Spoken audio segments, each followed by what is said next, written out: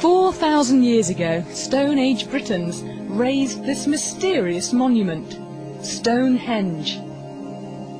Nobody knows how they did it, how they moved and stood these massive stones. It's a scientific mystery. This man swears he's cracked. He's building his own Stounhenge in his Flint, Michigan backyard to prove it. Wally Wallington's not a scientist, but he knows a thing or two about moving rocks. That's a 300-pound block. This is a 1,600-pound block. Not too difficult. He's a retired construction worker whose passion is moving heavy items. His feats always draw a crowd, mostly family. I thought he's crazy. Who cares about moving blocks around? But then when you look at the magnitude of the weights that he's moving around, it is really impressive, and he's not using any equipment or anything. In playing with blocks, Wally thinks he's discovered how Stounhenge was moved. This is my first Stounhenge arch I permanently put in place. It's 3 blocks, they weigh over a ton each. It's all based on a very simple technique. I found a simple explanation for this, to move a block about the weight of a minivan, would be to place a stone underneath it. And once I balance on it, I can spin it. Of course, with that spin, you've seen I didn't go anywhere. But I got 2 handles on my lever, and I could place another stone on this side. Now, every time I spin a half rotation on each stone, I move the block horizontally, the distance between the stones. For my own output, I could move a 1-ton block 300 feet per hour. Using this technique, he's moved everything from 1-ton blocks to buildings. He moved up to a pole barn at one point, a 30 by 40 pole barn that he moved 300 feet for me, and it was more or less, you know, what else can we move? And he looked at me and says, hey, can we move your barn? And I said, sure, let's, you know. Next thing you know, it was 300 feet in the other direction onto another piece of property.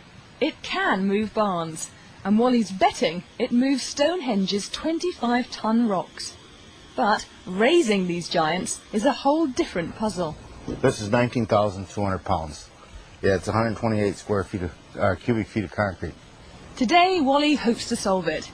He'll put one of his theories to the test and try to stand this 19,200-pound block by himself. I've tried to do this without any mechanical machinery at all. I've used mostly sticks and stones for my equipment. No pulleys, no hoists, no metal levers.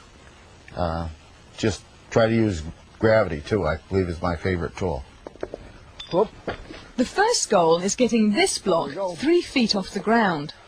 In order to move it up to this point, I just rock the block back and forth, adding weight to that end, and that opens a gap on this side, and just slide a board in. Then I add the weight to that end, there she goes, and slide a board in on this end. This shoring box acts like a jack, slowly raising the block.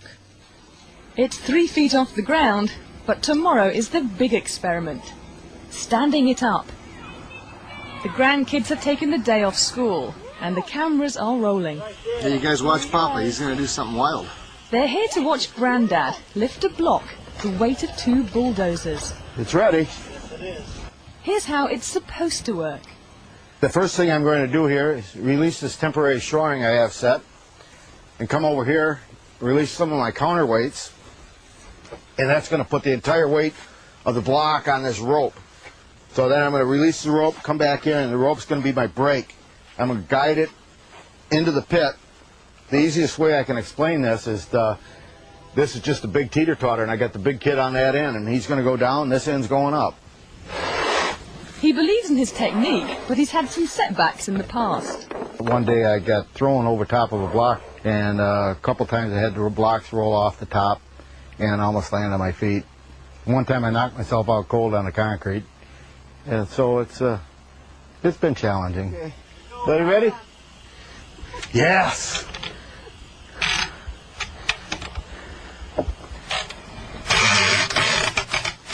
All right. Now just start spraying the sand. The sand will wash out and the block will start coming down.